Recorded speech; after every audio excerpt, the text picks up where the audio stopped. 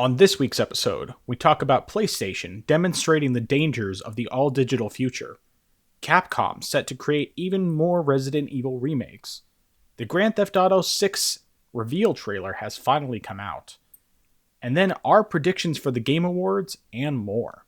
All of this tonight, but first, on to that beautiful Bean intro.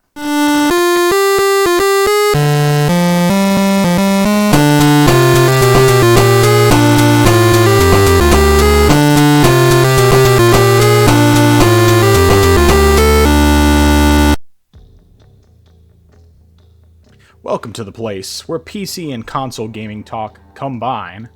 This is the Orange Box Podcast, Episode 9. I am your host, the man who has a digital expiration date of last week, Nathan, also known as the Frozen Gamer 87. And joining me, as always, the man who got his non-existent PSN account suspended for not liking Miles Morales, Justin, better known as I Am Zaracon. How you doing today, Justin? I am very good, and in fact, I always look forward to these intros because they're very creative, and I always get a chuckle out of them. But it's been a good week. It's December now. It's that Christmas season. I'm very happy about that. I love the Christmas season. Listening to my Christmas music on the radio. Today, actually, at my job, we had a Christmas cookie swap.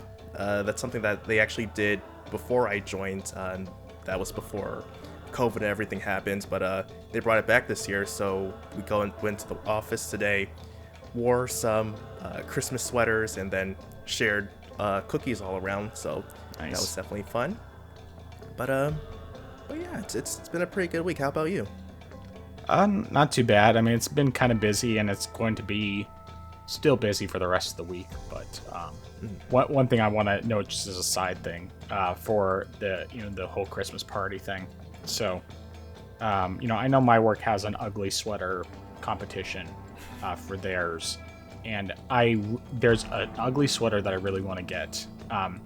It says, I think it just says potatoes, and then boil them, mash them, stick them in a stew, and it's like I want that one, but I haven't been able to justify buying it, mostly because of just like the time of year, and we're on one income, and so it's just okay, got to pay the mortgage and everything else, and Christmas gifts and all of that. Though I did at least finish all my Christmas shopping, so at least that part's done. But yeah. So anyway, as far as like just the general stuff though, so this week we had. I'm trying to remember if we had something going on Monday. Monday we might not actually have had anything going on, but then Tuesday is always a little more busy because we do our men's breakfast, and right now we're reading through R.C. Sproul's The Holiness of God, and but I do the breakfast for that every Tuesday morning, so I make the breakfast for that, so that it's like getting up. And then on top of that, I had to kind of shift around my workout days because of having to get up extra early for both the men's breakfast thing, but then also tomorrow we're driving into Kansas City for my son's doctor's appointment. That's like 2.5 hours away, and we have to leave at like 6:30 in the morning. So, it's, getting up super early so we can drive in for my son's appointment, and we have to take all the kids with us. Versus sometimes where we'll leave the other two kids with like my sister or whatever. And then I'm trying to remember what else is going on. But anyway, and then of course we have the podcast tonight. We had our Christmas party for the church tonight, and then earlier we have the podcast now, and then tomorrow I have to edit the podcast. And I'm hoping to stream the Game Awards and do Game Awards bingo. That's my goal. Hopefully to be able to stream the whole thing and just have some fun with it. But anyway, so there's just a lot going on, and then I still have to work Friday. So it's like, and then trying to get a video up on my YouTube channel for, the first of hopefully many videos that will be all focused on doing comparisons between Switch OLED and Steam Deck OLED, looking at the actual screens so that you can get a good idea of how the games look from one system to the other. So, but yeah, so that's been my week. What have you been playing this past week? All right, so I've been pretty much testing for the most part games that on the Steam Deck, and also trying to test out some stuff docked. So one of the games that I've played was Batman Arkham Knight, which I think you said you played before and you on the Steam Deck. And so I was very curious. I tested it on the Steam Deck. I didn't play that much of it because I played it all the way through on PS4 and then again on PC some years later. Okay. But I was still interested in trying it because when I first got my Steam Deck, it was labeled as unsupported, but I don't know when, but at some point it actually was verified. So I was very curious to see how it That's cool. ran. Yeah. But yeah, I've been playing it, and so far it's been pretty good. It's running at 60 with a lot of high settings. One thing like there have been a couple of dips here and there. I will say this though, that playing Arkham Knight, playing any of the previous games and going to Arkham Knight is a completely different experience just because of how some of the controls work. Yeah. Like they changed the button for using detective mode, right, for crouching, and for even switching your gadgets. And so that really has messed me up with a lot of stealth mechanics because, just like trying to remember all those controls. But I've been having some fun with it, going back, trying to complete some of the DLC packs that came with the game. So, but nice, it's still a fun game. I got into this game that these kids say it's fun. It's called Doom or something like that, and of course you've been playing that as well. But I won't get too much into it. But I was just trying it out, seeing how it is. Not bad. I realized that I do most likely suck at this game though, because I am not used to this type of frantic gameplay. But it definitely is pretty fun amidst all the hecticness going on there. One other game that I actually, I sort of went to, this was something I went to test to see how high I could get the frame rate to go, and it won't necessarily apply because I was recording at 60 FPS, but or 60, was Agent 64 Spies Never Die, and this is a game that I've been looking forward to. It still definitely runs well on, I didn't play on the deck, but it runs well on the deck. You can still get that good 90 frames per second. Although oddly enough, the game was originally slated to come out sometime this year, but then they changed the release date to coming soon. So I don't know when the full game's coming out. So maybe early next year. Possibly. And then the last game that I've been playing is Transformers War for Cybertron. I played a little bit of it before, just when I was testing it, just after when I bought it for PC, but I wanted to try it on the Steam Deck since I actually saw that it was rated playable, and it does seem to be performing well so far. Nothing out of the ordinary going on for that. Only thing that is kind of a bummer is the fact that I don't think this has any cloud saves, because when I booted it up, my progress didn't transfer over, so that's the downside, but it's a fun game though still. Very cool. Yeah, Arkham Knights, interestingly enough, I actually when I played that on PC, I played it almost exclusively with the Switch Pro controller. And I did it with the gyro, which makes the aiming on the tank so much better. Like, significantly so. It was really cool. The only problem with playing it, at least on PC with NVIDIA cards, and this is something Digital Foundry discovered, I think probably 3-4 years ago, that for some reason, even though it is sponsored by NVIDIA, they have a partnership with NVIDIA, it has random stutters with NVIDIA. Like, I can get high frame rates, no problem. I don't know exactly what I would get now, because I think when I played it before, I was still using my GTX 980 before I upgraded. But there I was easily getting 60 frames per second. The problem was that I would have random stutters, and it was really annoying. but the little bit that I played on Steam Deck, because I maybe played like an hour of it just because I wanted to test it out when I first got my deck. Then none of those stutters exist at all. Like the frame rate, at least in the open world, was like typically. I could get in the 60. At 60 sometimes, but a lot of times I just found that it was varying a lot between like 38 and 60. So I ended up just locking it at 40, and that felt really good because that's a good, nice middle ground. It's not as good as 60, but it's still good. I'd be curious about when you tested it, did you play at all in the open world, or were you just doing the DLC stuff that's all basically indoors? Primarily DLC. Now, the Batgirl one, I don't know if this would count or not, but the Batgirl one is outside in like that of semi-openish. Right. Yeah, that one's, I think that one has less going on, so it probably would have fewer issues.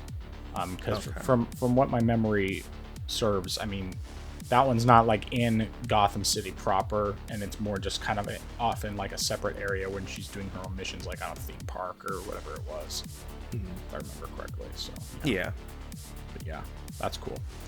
Yeah, eventually I want to go through those games again. I want to go through all of them because they're fantastic, and of course playing them all on Steam Deck would be even better.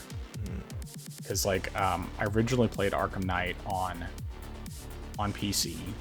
In fact, that's the only place I've ever played it is on PC. And then I played Arkham City Armored Edition on the Wii U. It was one of the very first games I got, which was a fantastic version. I doubt it runs well. I bet if I went back to it, it would be painful in how it runs. But I loved almost all of the features that they did, especially what they did with the gamepad. I thought that was really good. And then Arkham Knight I played first on PS4 and then later on PC. I'm pretty sure actually, that it was like I got Arkham Knight on PC. Arkham City and Arkham Knight were both super cheap, like $10 a piece, which now you can get it for even less. And so I bought them both, and then I played them back to back, or played all the Arkham games back to back, including Origins. So yeah, anyway. And there was something else I was going to comment on.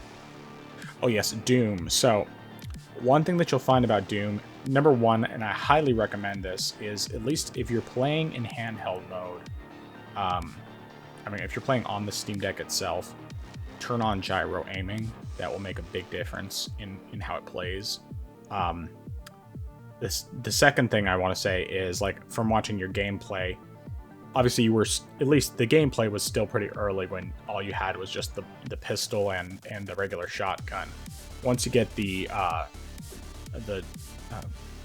super shotgun, then it gets significantly better, and as you get different weapons and test them out, it gets better. But if you're playing docked exclusively, mouse and keyboard. Do mouse and keyboard. It's so much better that way. It controls well with the button controls and everything, but mouse and keyboard is just 100 times better. And of course, PC and even just Steam Deck, it runs so much better than it does on Switch. So yeah. But anyway, as far as what I've been playing this week, there's really only been 2 games. The most obvious one, Metal Gear Solid 5, Phantom Pain. I've been playing quite a lot of that, at least when I've had time to play games. That's mostly what I've been playing. I just realized with all the time I put into the game right now, which is probably like 40 hours, I want to say. I'd have to actually double check, but I didn't realize that if I played further in the story that I would get to a completely new area.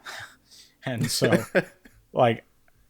because this one is more open world, and so I just assumed that the whole thing was going to take place in this Afghanistan area, where you go after you do the prologue mission. And now I'm in Africa, so I haven't gotten as much progress in it as I would like, but I'm having such a good time with it that I don't really care too much. But otherwise, as you mentioned, I've been playing some Doom 2016, and really I mostly did it because I wanted to do comparisons between the Switch and the Steam Deck. So I went ahead and just played through one of the later levels because the Switch version I already had. I've already completed that one fully years ago, and on Steam I was up to a certain point in the story missions and hadn't gotten past that yet just because I hadn't played in a while. So I went ahead and just played through that same mission first on the Switch. First I did like having both of them loading at the same time so you could get, there's time comparisons, and like the video that I did actually has the time it takes from the time you boot it up until it actually gets to the menu, and then another timer from the time that you start the mission to the time that it actually loads in. And at least running both of them off of a micro SD card, it's not a significant difference in how long it takes. It was like, I think 31 and a half seconds for the Steam Deck and like 35 seconds for the Switch, if I remember correctly.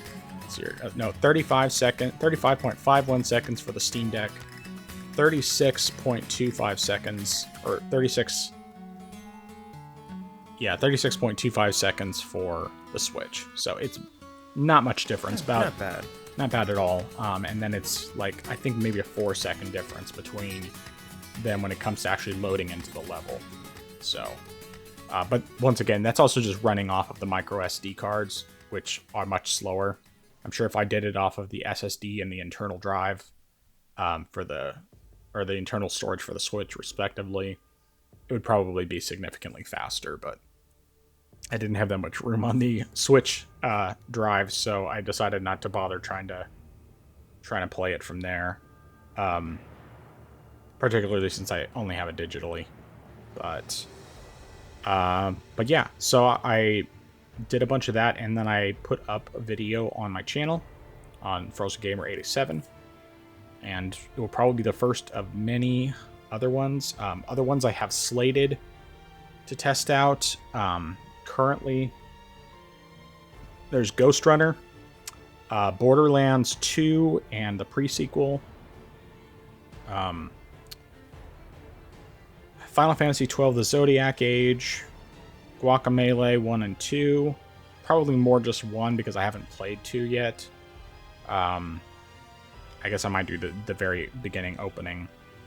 Hades, probably the BioShock games, since I do have all 3 of those on both platforms. And I'm not sure what else. But anyway, there will be a variety of tests. It's just a matter of having the time to record for both platforms, and I'm definitely going to be doing that. I'll probably do some other comparisons too that are not specifically just Switch and Steam Deck. One thing that I really want to do after I get my physical copy is do a comparison between the Vita, the Steam Deck, and the Switch, because they all have OLED screens for Persona 4 Golden, because that was my first real exposure to an OLED screen, was playing Persona 4 Golden, and I've been a fan ever since. So yeah, probably also like Final Fantasy X and X-2, since I have both of those on Vita and Switch. I want to do comparisons there. And then another one, sorry, I'm just going off on a tangent here, which reminds me, Doom 2 and, or not Doom, Diablo 2 and Diablo 3, Switch versus Steam Deck on those as well. And then Diablo 1, both on the Steam Deck and the 3DS, because I do have it on there. So it's a port that someone did for the 3DS. I mean, you have to do it with a modded 3DS, but you just have to have a legitimate copy, because you need like the key information in order to install it. But yeah, you can run it, and it looks and runs great. It even uses the C stick, surprisingly. But yeah, I'll do that at some point as well. But yeah, that's basically it as far as what I have. That's really all I played this past week. So Anything else? No, actually, like, what? Oh man, I feel like I had a. Okay, I'll probably come back to later. I feel like I had a question about something, but I can always come back on that. That does remind me. The one last thing that I forgot to mention last week about Beyond the Steel Sky was that the game, for some reason, I mean, I'm guessing it's just because of the way the game was designed, it only runs at 15 frames per second. But that's the way the game's designed. I mean, it's a point and click, so it doesn't really matter. There's no, like, time sensitive things, so it's not really an issue. But that was the one thing I meant to mention last week, and I couldn't remember what it was, and then I realized after the fact that I just completely forgot to come back to it. So anyway, complete side note. We'll move on. All right, so let's talk about some news. So PlayStation has demonstrated this week twice how it is that the all-digital future is quite dangerous, and why it is that we've been so hesitant about it in so many cases. Now, I do want to say, before I get into that, just very briefly, I did find they did actually release the pricing for The Last of Us Part 2 Remastered, and it's not $70 for a brand new copy, it's just $50, which is better.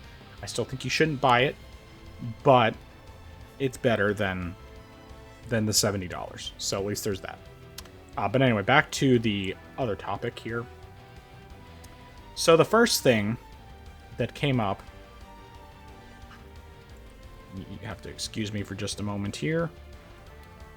So Sony announced this past week that PlayStation users are going to lose access to any digital TV shows, movies. Well, actually, I guess it's probably pretty much all TV shows, but anything that was published by Discovery. So, like, it's going to be a lot of reality TV, educational shows, things like Mythbusters and Cake Boss, and all sorts of other random things. But there's literally a list of hundreds of different shows that at the end of the year, PlayStation is going to completely be removing them from their library. So even if they purchased the shows, they will be removed from their libraries, meaning that they will no longer have access to them.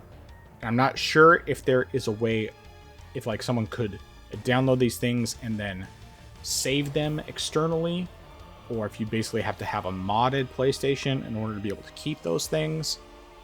And there's no even telling how many people are actually going to be affected by this, but it still sucks. I could imagine that if someone was like just all about buying digital TV shows and everything else, and they like some of these TV shows, because some of them are great. Like, I love Mythbusters. I'm a huge fan of Mythbusters. I have 10 seasons on DVD, which I'm glad I bought them on DVD. But they, this sucks.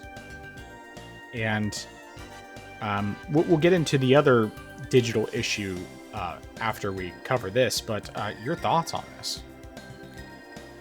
It's definitely something that you and I, just because we've been, buying physical DVDs and Blu-rays, this is the reason why we do this, because of the fact that this stuff can happen and has happened before. I mean, this isn't the first time, even outside of Sony. This happened with Amazon, where a woman said that a show that she had bought, or it was either a show or a movie she had bought on digitally off of Amazon, they removed that from her accounts. And the thing with this is the fact that, based on everything we know so far, it's not even like Sony is going to be offering any sort of refund. So the fact that people have spent, even depending on how much money you spent, if you bought, I don't know, 5 seasons of a show, if you bought multiple shows, that adds up, especially say you bought it at full retail price. So say, I don't know what the cost would probably, but say for the sake of argument, it's $30 for a whole season. Right. If you bought 5 seasons, that's $150 down the drain because of the fact that it's being removed. And one thing which you mentioned about if people could, say, download it to an external drive and save it that way, maybe not. I know people did that with, oh gosh, PT Playable Trailer for the Silent Hills game that was on PS4. And they were able to do that even though the game was removed from their accounts. But I'm guessing that maybe somehow, perhaps there might be some sort of DRM. If that is the case, then even if they try to archive it, because there's the DRM in there, it's gonna be pretty much for naught unless they can find a way to bypass the DRM. Right. So, I think that this is a very horrible situation just because of the fact that you're losing your media. You're losing stuff that you bought. It's one thing to say, it's one thing if Discovery just delisted it. That's fine, because that happens, like, for example, on Steam. Games get delisted. But at the same time, if you already bought the game or you already added it to your account, it's there. You can always come back later and download it and play it. But this is completely different. This is a completely ball game altogether. And this is something that I think is horrible in the long run, because you do not own your media, which is again why you should outright buy DVDs, buy Blu-rays, so that way you truly own it. And only other option is, and it really pushes the incentive, saying, well, if we don't own what we buy, then what's the point of doing that when we could just sail the seven seas, for example. Right. So Sony needs to actually come out and make a statement about this and address the elephant in the room, because this I feel like, it's not going to do a whole lot of damage in the long run. I feel that a lot of people are just going to say it's no big deal. Who buys TV shows for a game console? We buy it to play games. Right. But if this blows over, we could see something like this happen again, and it probably most likely will happen again. That's my take on it, though. Yeah, absolutely. And the thing is that it's not just the fact that these specific shows are being lost, because it may not even affect that many people, but the reality is that it's a precedent. It's the start of something. It's basically showing this is the kind of thing that's going to happen if you just buy everything digitally.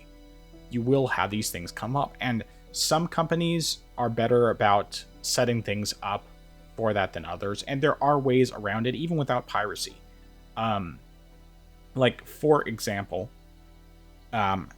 something that I did is, like right before the Nintendo eShop for the 3DS and Wii U closed, I bought a bunch of 3DS games, a ton of them, because I believe that I should actually purchase the game if I have the ability to do so.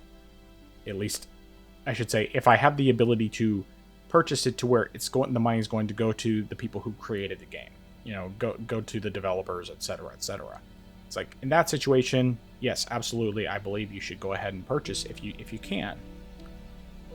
And the great thing is, because I modded my 3DS, I was able to not only download all these games to a larger micro SD card, which had more room. I have access to to basically a shop where they've archived everything that was originally on the eShop, so everything's been preserved in a way that if you modded your 3DS, you can still have access to all these things. And I'm only basically just downloading things I've purchased, but then I've also been able to back up all my physical games to my 3DS. So I do have digital copies, but I still have my physical copies too. So that preservation is there. I own these things, and as long as, even if someone were to figure out a way to shut down this unofficial version of the eShop, which I don't know, I shouldn't put it past Nintendo, because Nintendo probably would do everything they could to shut it down. But even if they did, I'm sure that someone else would have all this stuff backed up to where they could just bring up another one, and then Nintendo would have a hard time being able to shut that down too. But it's like, they're gonna take this stuff away. They're gonna make it impossible for people to give them money. then I think it's completely justified to go ahead and get these things. But yeah, with all these shows, I will say, if you have bought shows that are made by Discovery, first thing you need to do is download every single one of them while you still can, back them up somewhere, and then mod your PS3. Just mod it, or find another way that you can play it. Modding is probably going to be the easiest thing to do. I haven't tried doing it myself with my PS3, but I think that would probably be the most efficient way to be able to keep everything without having to worry about DRM erasing everything. But you still should have it backed up in some form or another. If you want to keep these things that you paid for previously, that's how you have to do it. And, do what you can to keep your stuff. Either way, it sucks. And something that was even worse that happened this week, which so far, at least as far as I know, has not yet received an actual explanation for it, is that a bunch of people, like I think hundreds of people at least, maybe even thousands of people, randomly had their accounts suspended permanently. Or, well, at least it was Sony. I mean, the notification they got said that they received a permanent suspension for violating the terms of service. No explanation of what they did wrong. No chance to appeal it. Nothing. But although we have yet to get an official explanation why, which we might have it by the time this podcast comes out, as of the time of this recording, they have not explained what happened. They did restore everyone's accounts who were banned, who had their accounts suspended.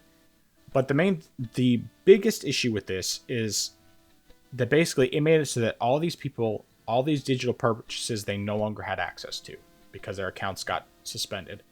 And that is another problem with this digital future.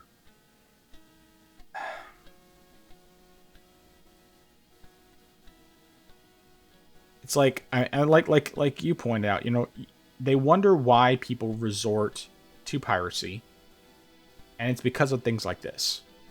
Now, I firmly believe that if you have the ability to buy a game legitimately, and you're not just buying it from a reseller who's charging an arm and a leg, way over charging for something, that you should do that.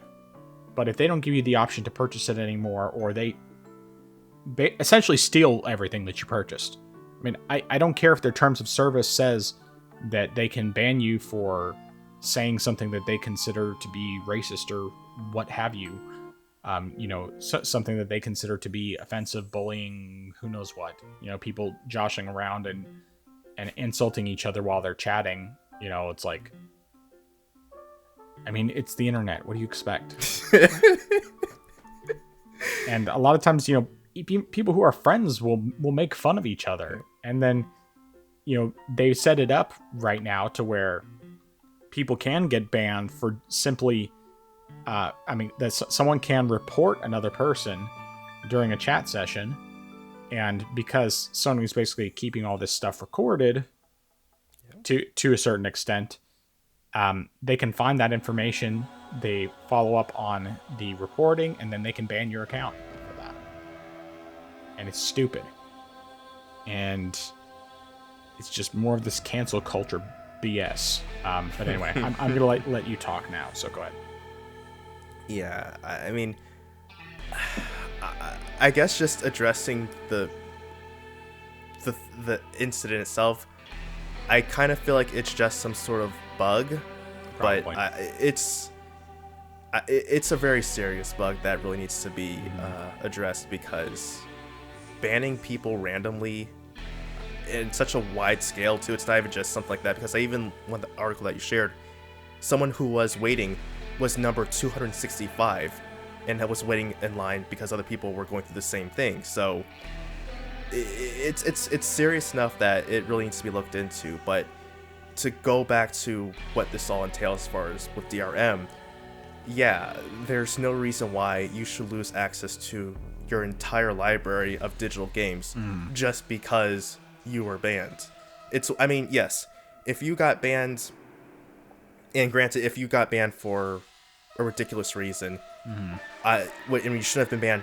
Yeah, I'm not discarding that, but the fact that if you get banned, regardless of why you got banned, you should still be able to play the games that you bought because you still, at the end of the day, paid for them, so they should be yours to do with them whatever you want with them. But, I mean, granted, if it's an online game, then yeah, obviously you're not going to be able to do much with that. But for single-player games, yes, you should still be able to go ahead and play them. So, the fact that your account, the fact that your game's being tied to the account is a very, it's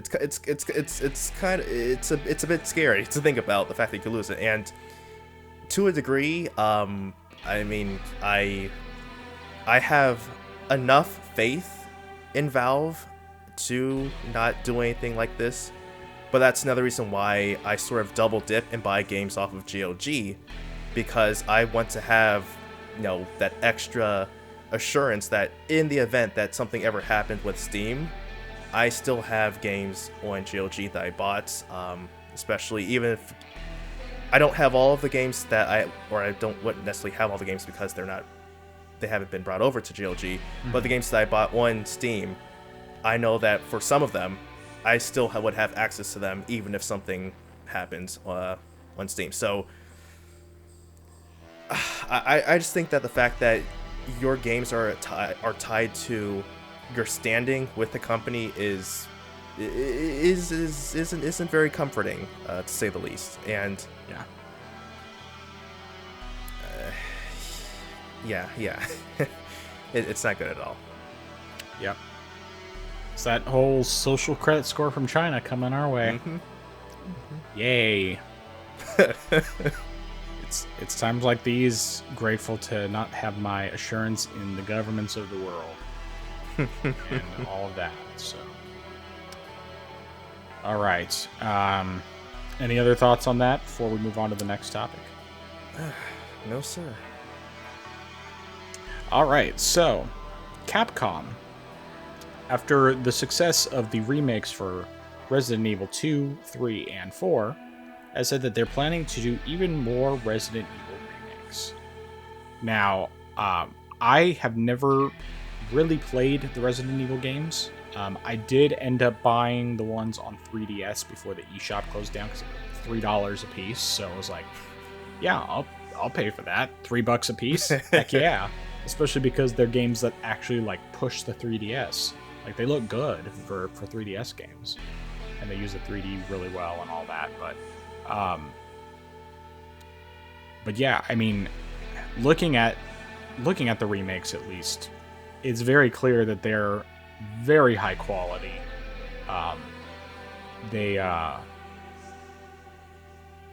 much more impressive than the remake of The Last of Us, which, I mean, the original version of The Last of Us already looked good, so they didn't have to upgrade it as much, whereas, the original Resident Evil 1 through 3 were all on the PlayStation 1. And I know 2 was on N64. I can't remember if 3 was as well. Probably not. But and then, of course, 4 was originally GameCube, PS2, Wii, and then got remasters later on. But yeah, your thoughts?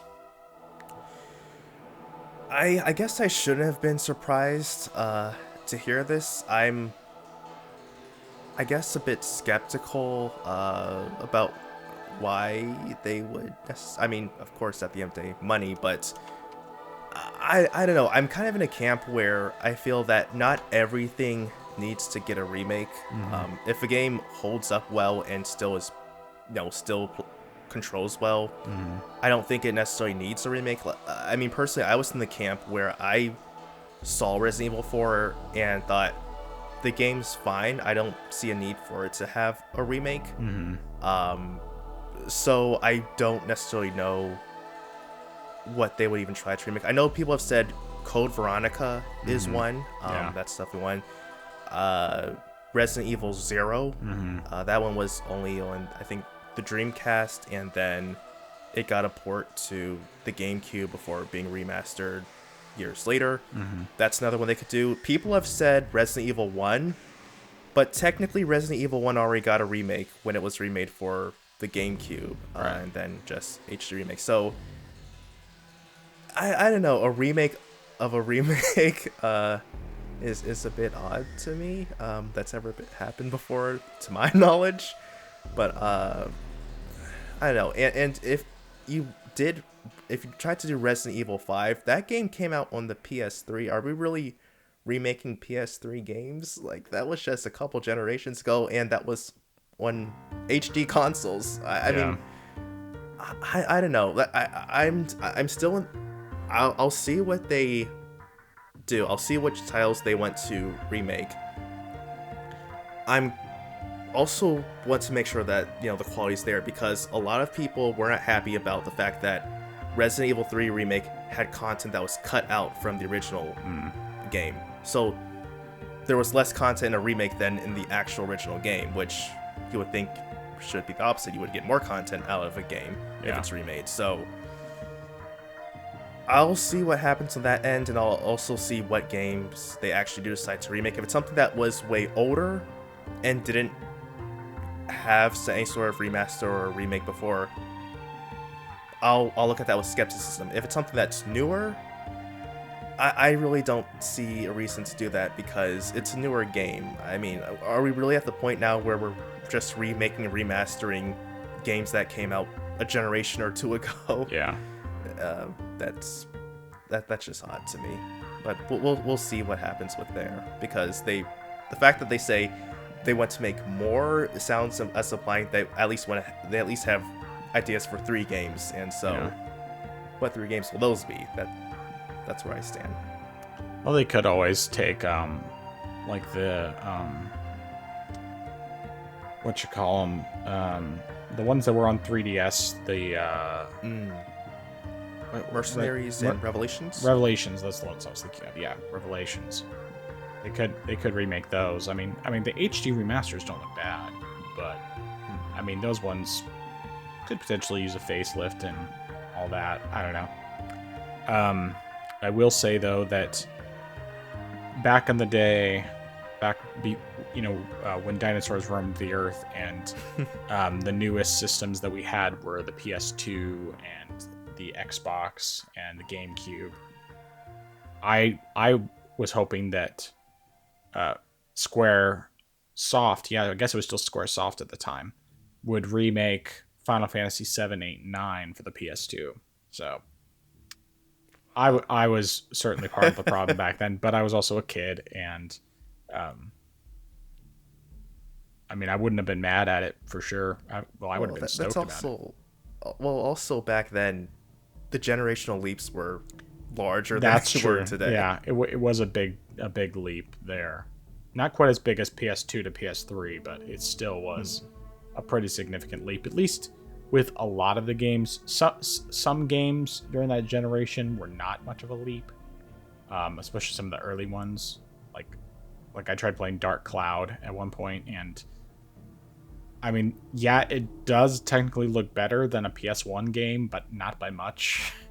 And then you have like Knights of the Old Republic, which, granted, there was no Xbox before the original Xbox to compare it to, but that one did not hold up well visually. Whereas you have like Squaresoft when they did Final Fantasy X, which looked really good at the time and still for the most part holds up reasonably well. I mean, it's not like great, but you compare Final Fantasy X to Knights of the Old Republic, and the character models are so much better in Final Fantasy X. And I'm pretty sure it came out before Knights of the Old Republic.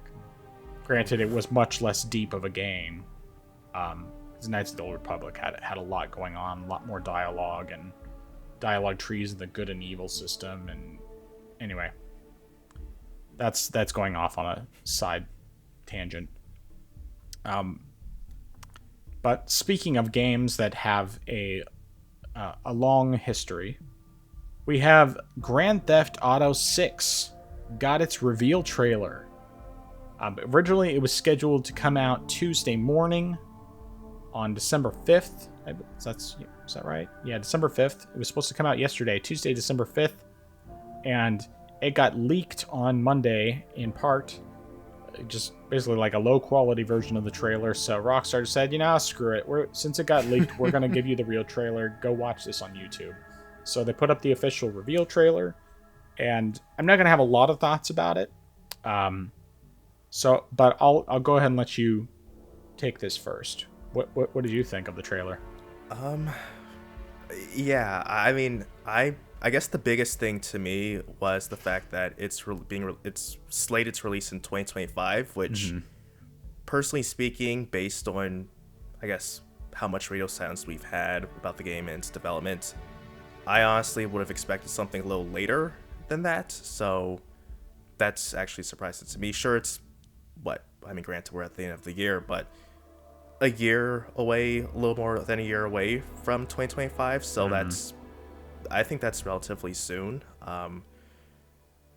Outside of that, I really don't have too much to say. I haven't really played many GTA games. Only one that I really played a little bit was 5 when I was borrowing a friend's Xbox and just played it because it was already downloaded on the system.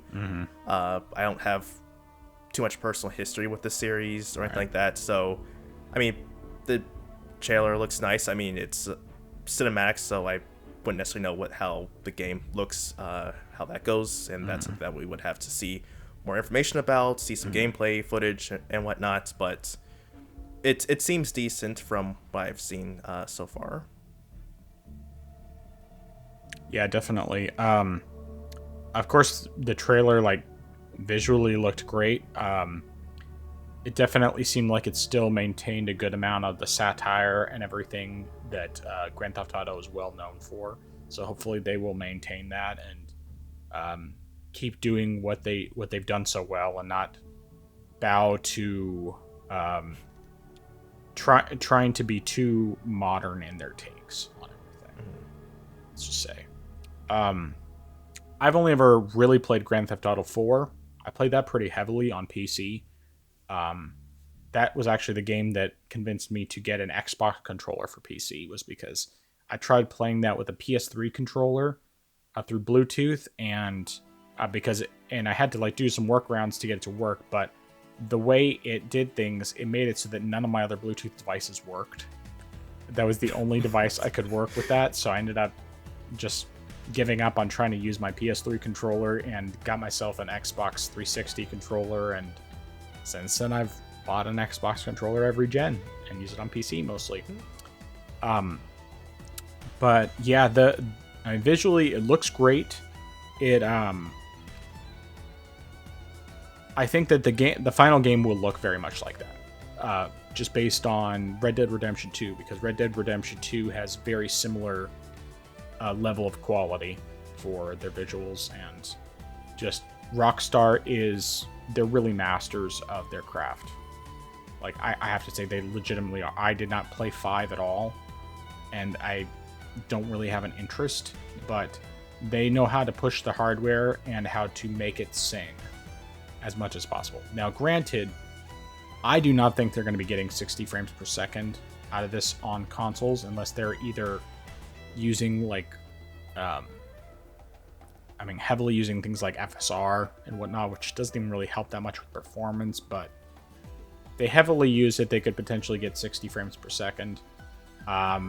But I don't even think right now that Red Dead Redemption 2 gets 60 on PS5 and Xbox Series X. So I don't know, but their games are usually really well optimized. I mean, the fact that that Red Dead Redemption 2 runs as well as it does on the Steam Deck basically says enough. I mean, that game runs better on Steam Deck than Red Dead Redemption 1 runs on Steam Deck.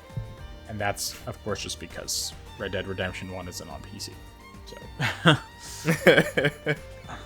though, if it ever did actually make its way over to Steam, which I could almost see happening just to spite the people who bought it on PS4 or the Switch, then we'll probably easily get 90 frames per second out of it on the Steam Deck.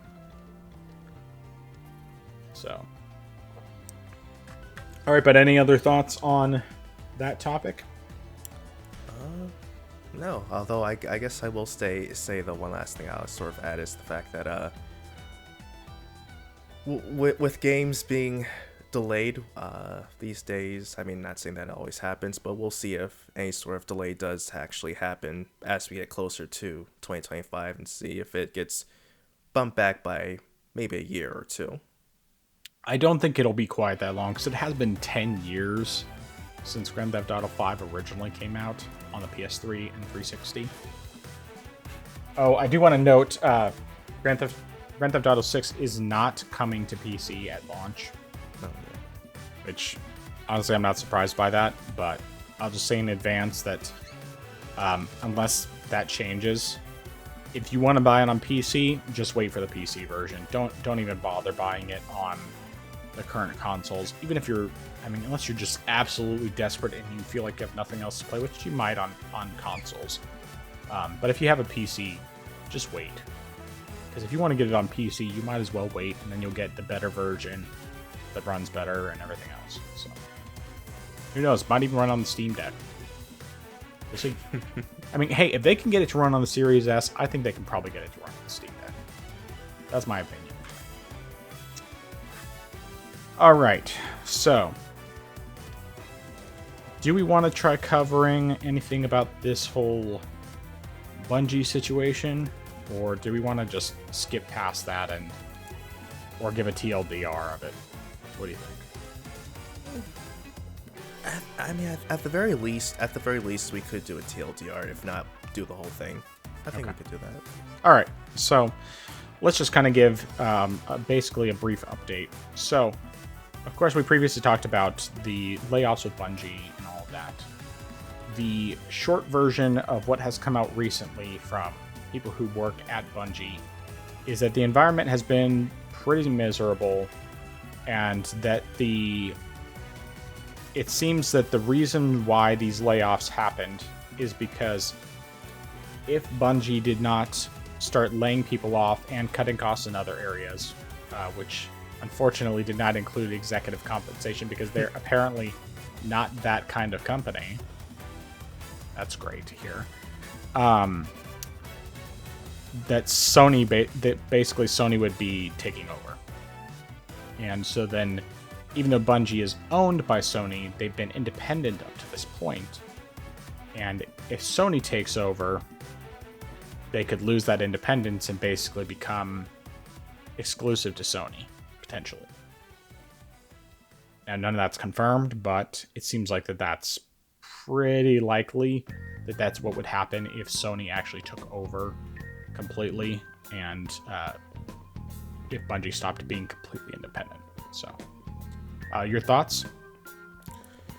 I think that while getting an explanation as to why all of these cuts have happened is, I don't even want to say understandable. I can see why it's happened. I don't agree with the reason with it being happening, especially with, as you mentioned, higher ups not getting any sort of salary cut, despite the fact that nearly everything else has gotten a cut, from employee benefits, from bonuses, from people getting laid off, to outsourcing, especially with the Q&A. The fact that they're trying to do literally everything but skim a little off the top from the higher ups, and then having the audacity to say that they're not that kind of company to do that sort of thing. Almost, I don't know if they feel like being independent would be better. I guess as far as having the ability to publish games on other systems outside of PlayStation would be best, or if it's something that they want. But I almost, just out of spite for the people who are making these decisions, I almost want them to be bought out or completely taken over by Sony, just because clearly they're treating all of the employees pretty poorly. The fact that people are stressed coming to work, people that they've said that they're not certain if their friends or even themselves are safe because at any time someone could be laid off. Yeah. The management, it really just comes down to management, which we've discussed before. That management, even if I were to believe that their intentions are they just want to stay independent, I really feel like it's them trying to just save their own skin, because if Sony came in, they would be out of a job, which, in a sense, well, how is the shoot feel being on their foot now? Right. Since that's how the people underneath you have been feeling. I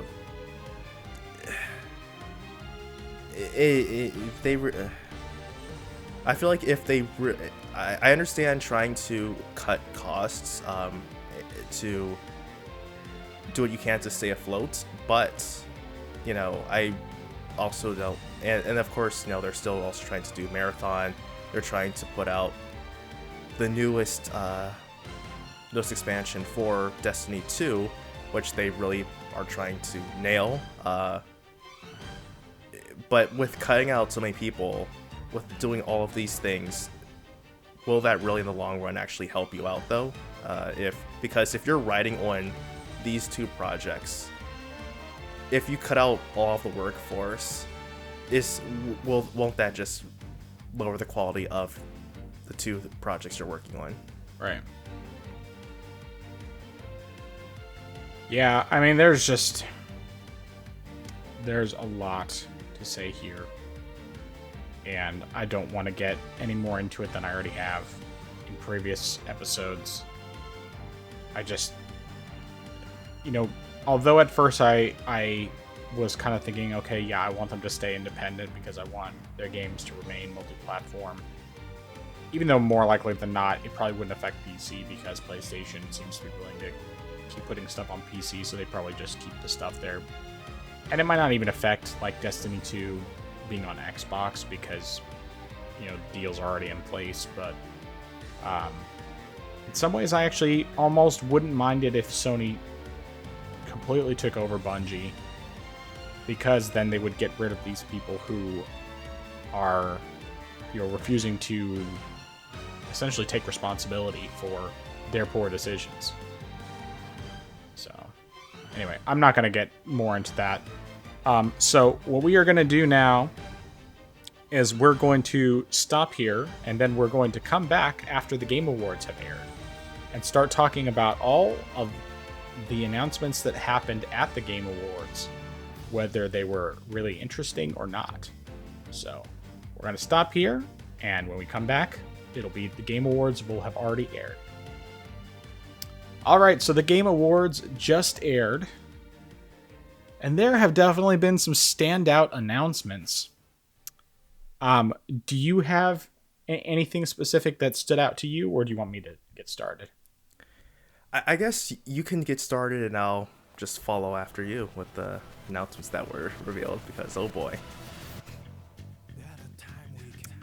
Alright, so Stellar Blade. This was previously revealed as a PlayStation, I believe it, well, I think it wasn't originally a PlayStation exclusive, but then it became a PlayStation exclusive. This was a while ago. But at the Game Awards, they revealed that the main character received a redesign. And they very specifically stated why. It was to avoid the male gaze. And following the consultation of Sweet Baby Incorporated, is now an obese single mother who is a strong, independent woman and needs no man. But even though she is obese and a single mother, and no longer the curvy, attractive Asian woman, although she's obese now and they are trying to avoid the male gaze, if you are not attracted to her, you are a bigot. And they very specifically said that in this reveal. So what are your thoughts on this? I mean, I feel like the Game Awards, just because of how the Game Awards have been going these past several years, I feel like this is definitely the type of announcement that fits with the overall theme. It's kind of sad to see something like this happen, but these things have happened. It seems like these things are continuing to happen. obviously, I mean, I feel like I might skip this, but you know what? I'll probably just just already get canceled off of this, just because I'm gonna be a bigot for not wanting to play this game. But I'm sorry. I'm sorry. I just can't play this. Yeah, so it's like, okay, all right, that's all I have to say. All right, do you have anything you want to point out before I bring up my next thing? No. I think you can bring up your next thing. All right, so Sony revealed that there are 3 more remasters on the way soon. God of War Ragnarok remastered, The Last of Us Part 1 remastered, and Horizon Zero Dawn remastered. All of them feature upscaled 8K graphics, path ray tracing, HDR, and run at 24 frames per second in performance mode. 15 frames per second in fidelity mode, or at balanced mode, you get 20 FPS. The reason that they made this decision is because they wanted the best possible visuals, but they don't want to sacrifice that cinematic feel. So that's what they decided to go for. And of course, you can't turn off the path ray tracing unless you're playing in either fidelity, unless you're playing in performance mode, and even then you still have ray tracing, just not path ray tracing, and it's still an 8K or upscaled 8K. All of these also will include a new difficulty mode called Give Me a Movie difficulty mode, where the game plays out entirely as a movie and contains no actual combat by the player, just walking and boating sections, so there's no danger of dying. And after this announcement came out, PlayStation fanboys were already in full force defending it, even with the $80 price tag for each game.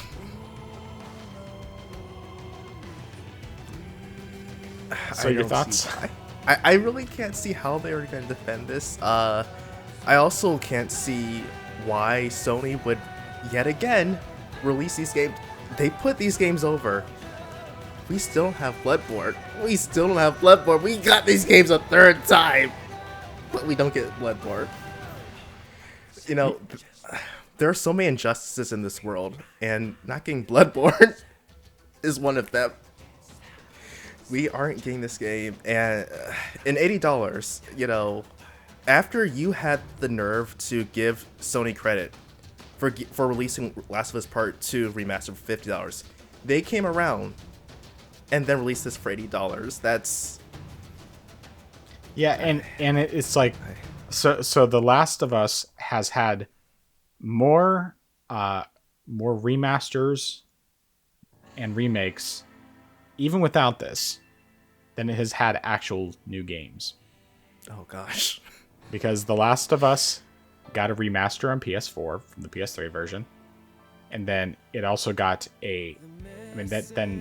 so you had The Last of Us, then you had The Last of Us Remastered, then you had The Last of Us Part 2, then you had The Last of Us Part 1, which is supposed to be a remake, and now then you have The Last of Us Part 2 Remastered, and then you have The Last of Us Part 1 Remastered, so they remastered the remake. For a game called The Last of Us, I don't see the end of it. I don't see where the last is. I mean... and then God of War Ragnarok just came out last year, and it's already getting a remaster. But it's going to be 8K. Because... Yeah, I mean... I always saw all these... not even 8K. You mentioned it was upscaled 8K. Well, yes. But they can put 8K on the box. That's the main thing. Just like they did with the PS4 Pro for the 4K.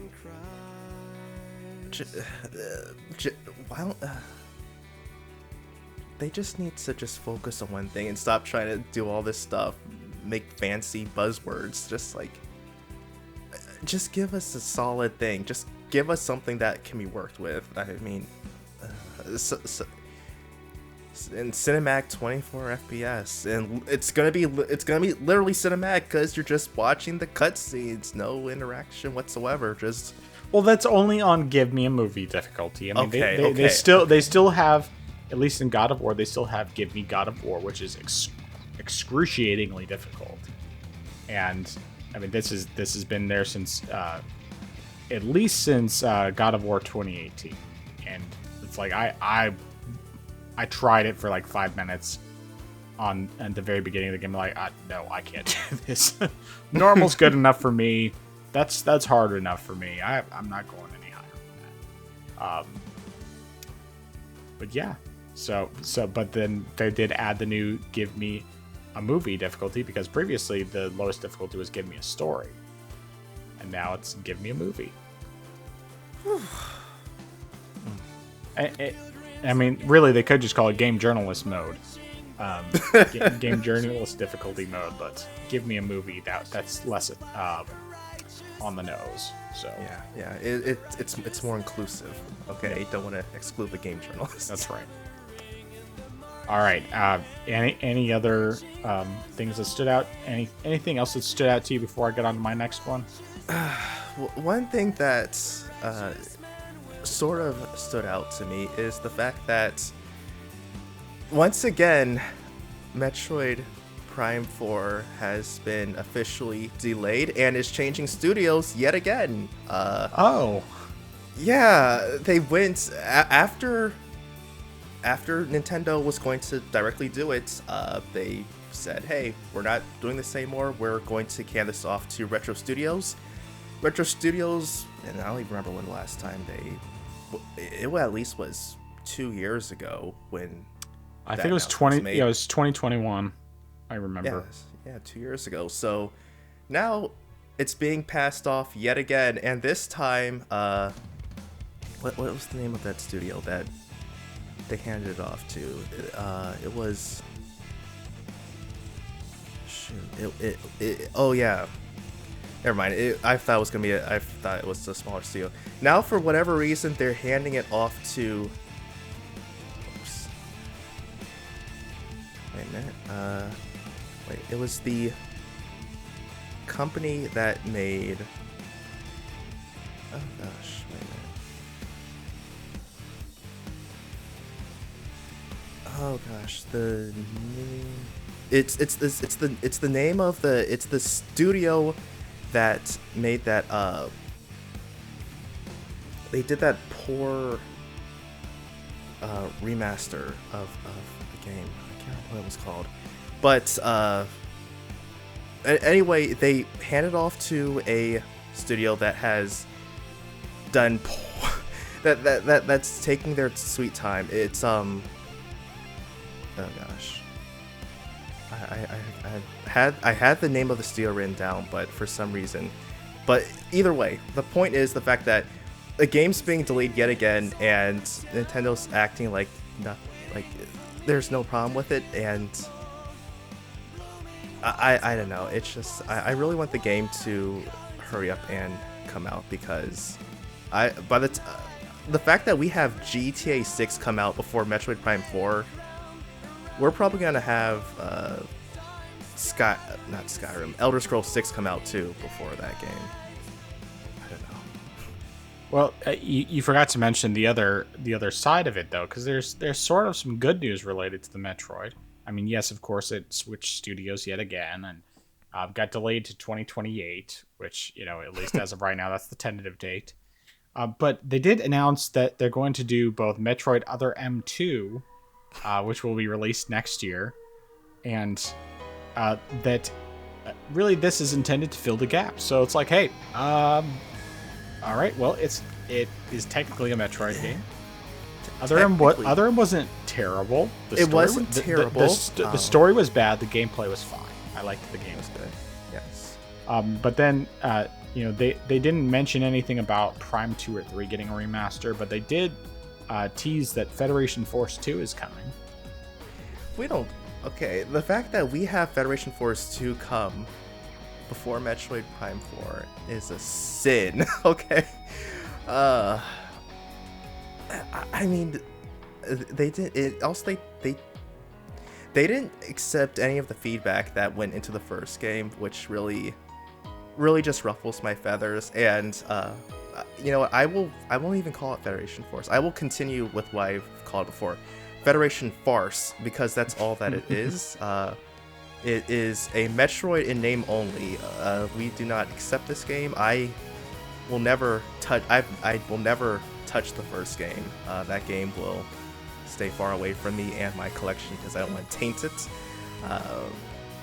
I'll be willing to give Other M2 a shot. I'll be willing to do that at least because, as you mentioned, gameplay for Other M actually was decent. Even the story was just a watered down, poor version of Fusion. But yeah, I'll give that a shot. And because I'm that much of a fanboy, I'm actually going to be buying several copies. I'm just that sad of a person. But yeah. Yeah, I got Other M for $6 many years after the fact. I found it at a thrift store for $6, and it was one that I had been interested in checking out just to see how it was.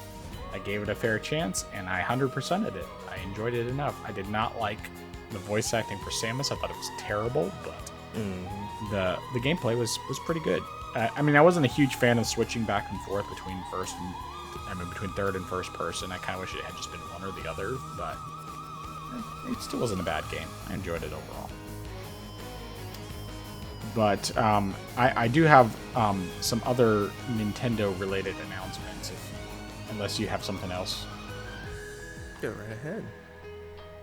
So another thing that came up at the Game Awards, and this is actually both Nintendo and Xbox, Banjo-Kazooie Nuts and Bolts Remastered, shadow dropped on Game Pass at 4K 120 frames per second. It also shadow dropped on the Switch.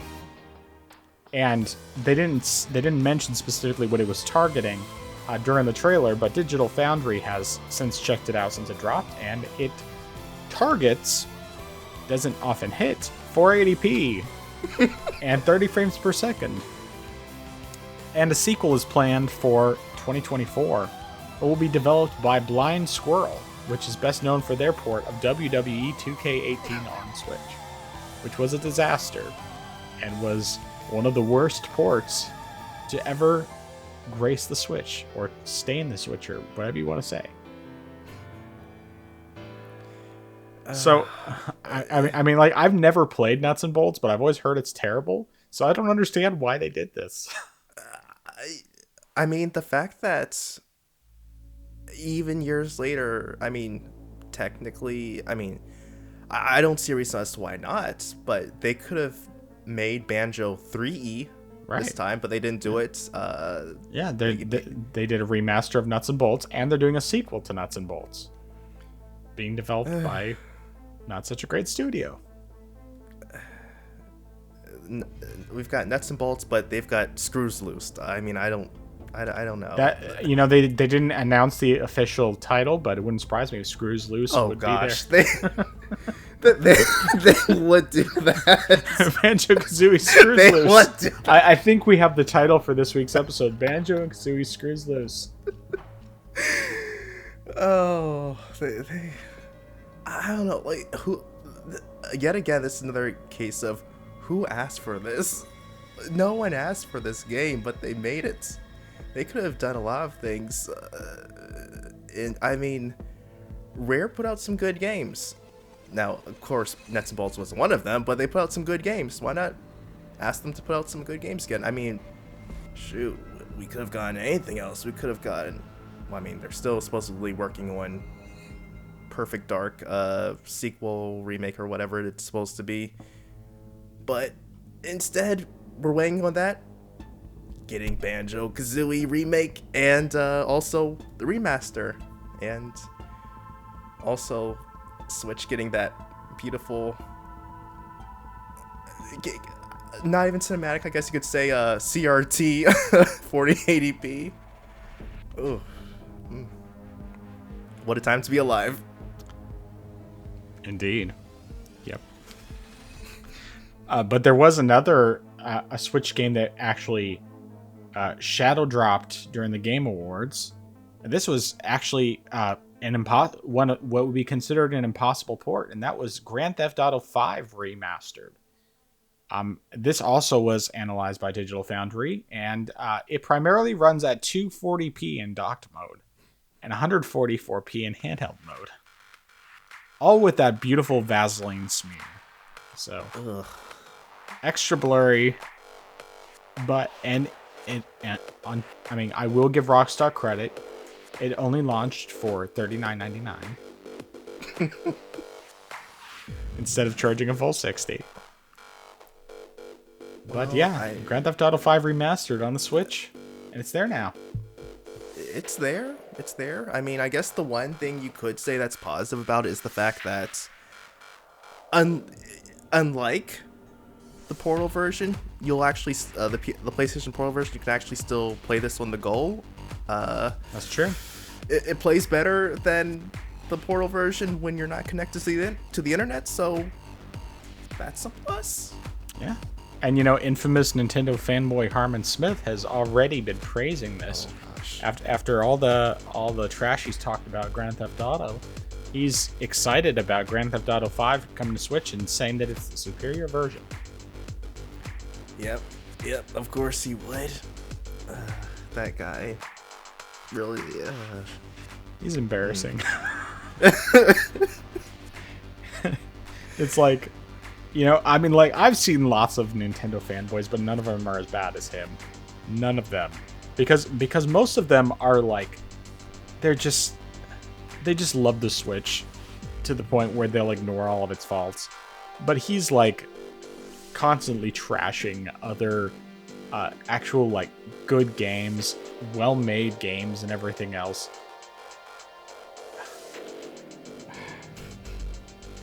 Anyway, that's every time I see one of the Fanboy Salt videos about him, I hesitate to watch it because I just can't stand the guy. But the salt videos are good. I like those. Those are fun. So there's gonna be plenty of salt on Friday, for sure. So I do still have a couple more things that stood out to me from the Game Awards. So you got anything else? No. I think everything that really stood out to me. Actually, no. There's one thing here that really took me by surprise, and I know that it's going to cause a lot of fanboyism going on, and that is that Scalebound has been revived, and this time it is a complete exclusive for the PlayStation 5. This time, Platinum said, after what happened with Microsoft, they said, screw you, Microsoft, we're going over to PlayStation, and it's coming back now. This time, however, what they did is they've changed things, so instead of, having a giant action, with just that typical Platinum Games flair, now it's, instead of being sort of like a hack and slash game with dragons, it's being brought back as a third-person action game over the shoulder with some stealth mechanics. So this time, as you're going to be playing with your dragon, who's going to be, just there to give you some quips every now and then. But it's really all the dragon's there in the background. But you're going to be going around attacking your enemies. But you also make sure you got to snap to cover, in those action segments, because you can't just go around trying to pull out some good combos. You just gotta play it safe. So yeah, well, you forgot to mention that the protagonist is now like a 10-year-old girl, and that she's constantly swearing.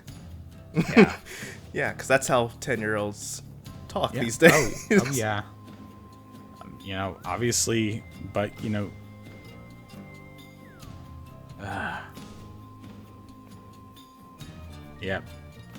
Yep. I don't know what else to say.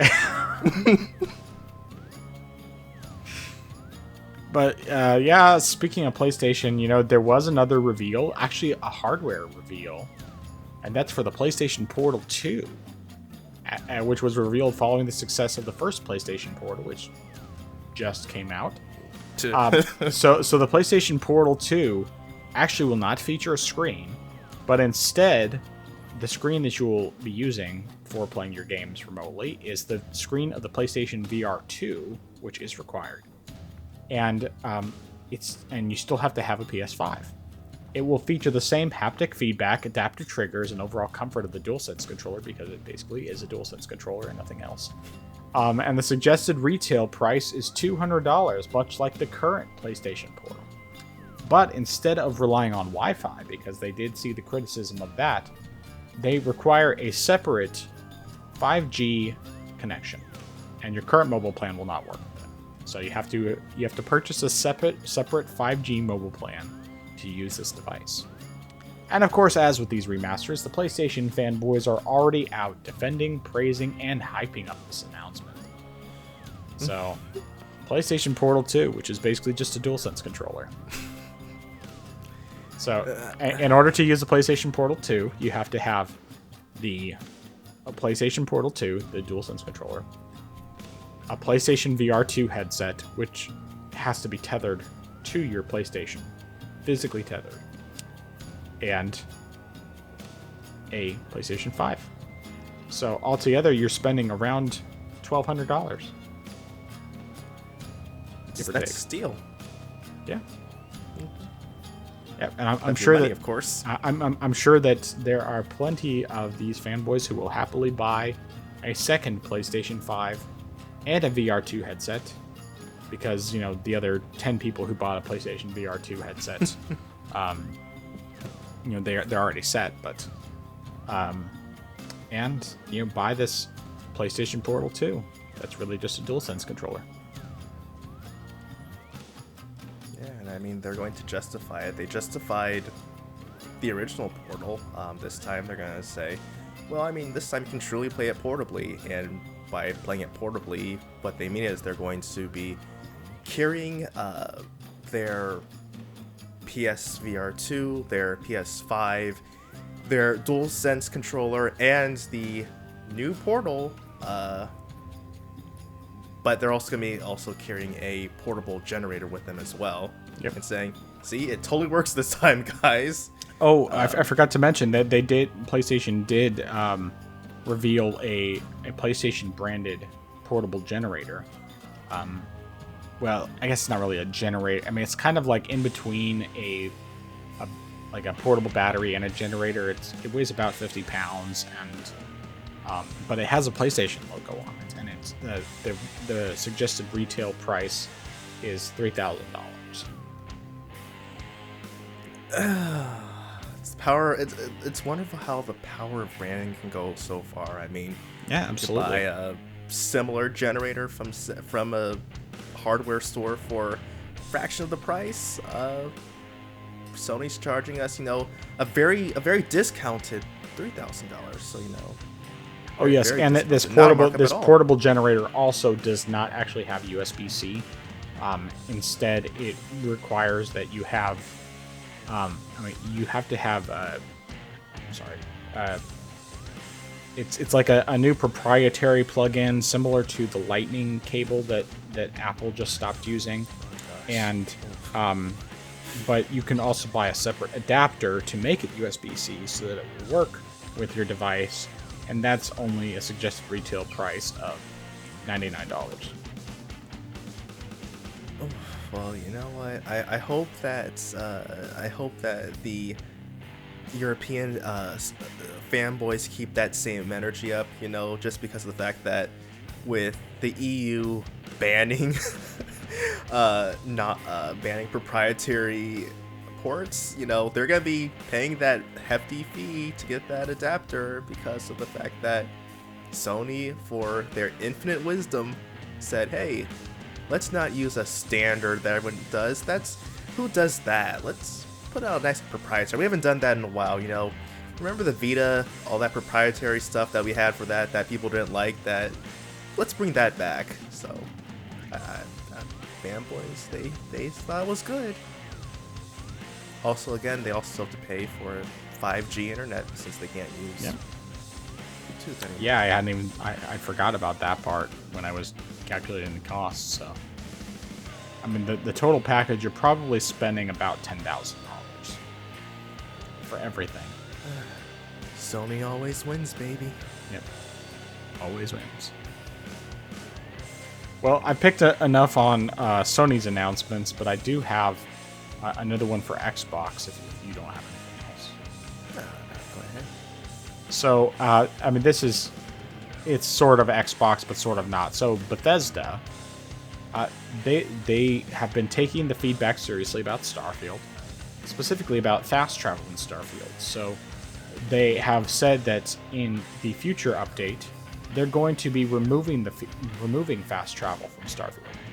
So, and according to Todd Howard, and this is a direct quote, "We've listened to your feedback and we agree that it is much more immersive to simply walk and fly everywhere manually. We appreciate all of the 12 million total players who have played Starfield and look forward to many more years of this to come." So, you know, everyone who's been complaining about having constant fast travel screens, you know, you got your wish. No more fast traveling. And now, you know, we'll see how many years it takes for you to get from one galaxy to another.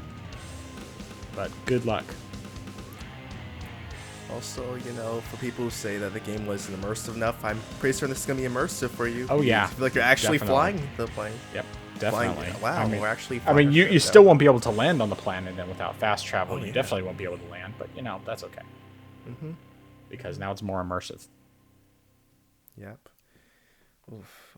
Yeah, they definitely got that. I mean, the only thing that probably would make this better is if, you know, you could finally land on those gas planets because, you know... Oh, granted, that would actually remove from the immersion, you know, because landing on a gas planet is definitely possible. Yep. All right, I do have one more, but do you have anything else before I bring that one up? No, pull out this grand cherry on the side. All right, so this was really shocking. So you may or may not have already heard about prior to this about how, in another kerfuffle, as one of the nominees for one of the Game Awards was for Best Esports Coach, and it was someone who hadn't actually coached the team in quite a while, like at all this past year. But they actually had a very shocking write-in in place of this coach who, you know, hadn't coached in the past year. And the winner of this award was former President Donald J. Trump, who in his acceptance speech talked at length about bringing back the Overwatch League and his desire to make esports great again. Shortened to MEGA. I'm not good at... I've never tried doing a Donald Trump impression, so I'm not even going to bother, but... you know, it was definitely shocking seeing former President Trump up there. Yeah, and there was lots of booing, of course. You know, lots of people absolutely hate Trump, but then at the same time, there was also a decent amount of cheering, which was kind of surprising considering where they, you know, that it's, you know, the Game Awards being held in California. But hey, you know, okay. I mean, they didn't have. I was halfway expecting Kamala Harris or Joe Biden to show up, and surprisingly, neither of them did. But yeah, Donald Trump was at the Game Awards. I mean, I'm surprised he didn't get assassinated, but I suppose he has good enough security to prevent that. I don't know. It definitely was. Now, if he can actually make esports great again and actually make it, dare I say, interesting, because I'm not interested in esports, but if he can make it interesting, I'm all for it. Like, make esports great again. You know, I'm gonna be wearing my, you know what? Well, you know, I'm gonna use sort of like with the Mega Drive. Let's make that Mega Drive. Okay, let's get nice good. Let's get some nice good t-shirts. Let's get some hats some red hats with yes. Make It's esports Mega great. Drive.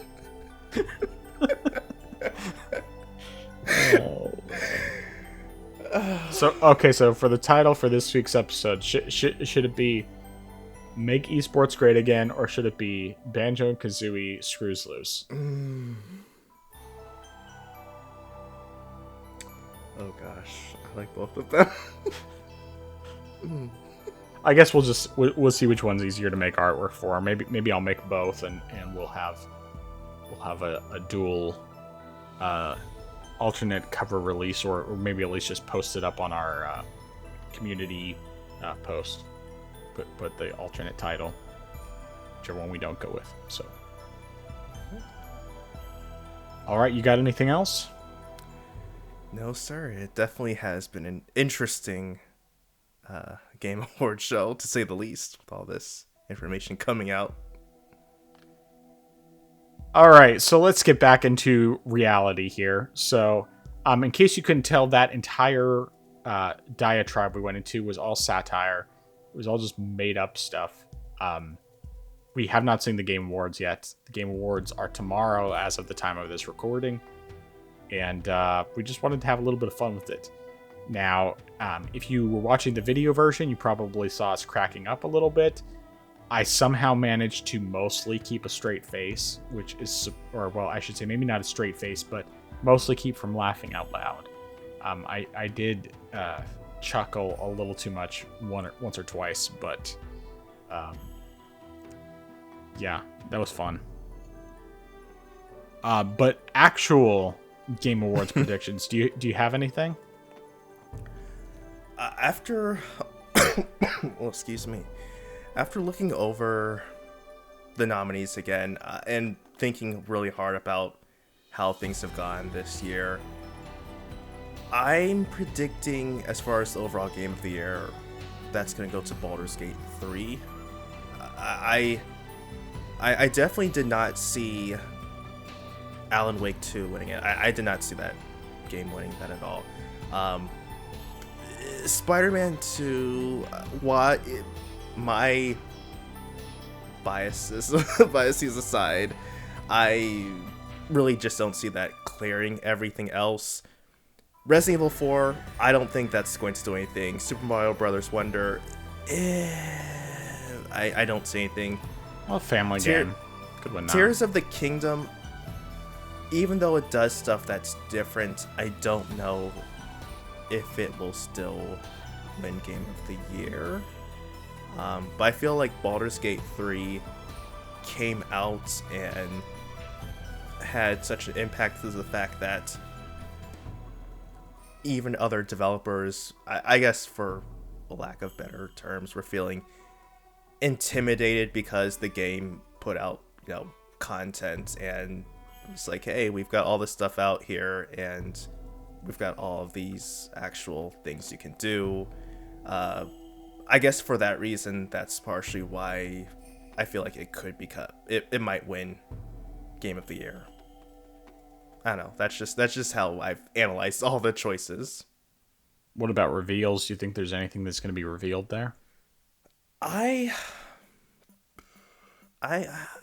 thought maybe. Well, to be honest,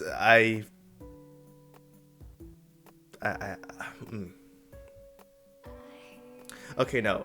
Actually, no. Because I almost, for some crazy reason, I almost thought for some, like, they might say something ridiculous like GTA 6 actually might be released on the Switch.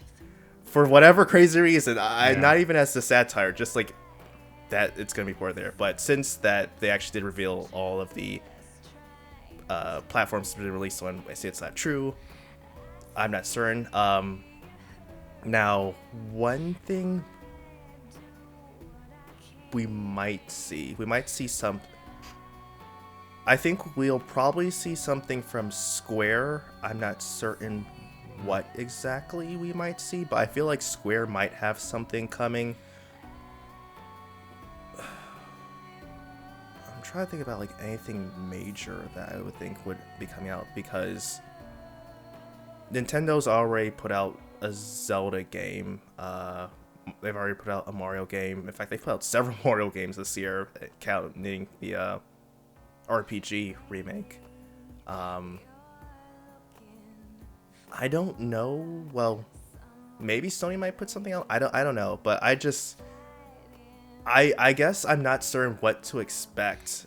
Is sort of like why I'm not completely certain about what we could even see, because sometimes when I see something that's been announced, like for example when they announced Sekiro, it's just something that completely blindsided me. Now, if they went to reveal Bloodborne, I'm all for that. Like, drop that. I will be right there. In fact, I will,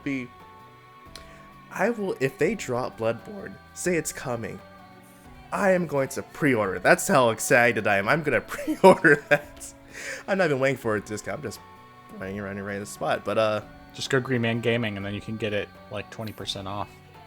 That's true. So, that's probably, maybe, but that wasn't even on the Nvidia leak, so I'm not expecting That's that. true. But we'll see. They could do Demon's Souls. That is true. They could be doing that. But as far as something new, I'm not certain what I would see or what I expect to see. But what do you think? Well, first, is there anything other than Bloodborne, obviously, that you would like to see there? Metroid Prime 4 would be nice. Right, obviously. But I don't know. I feel like also maybe because they have mentioned. In fact, I recently was going through some of the history of some Metroid games that were canceled. There was one other game besides Metroid Dread that was made for the DS that was canceled. I can't remember what the name was, but if that game was going to be revived, that would be interesting to see.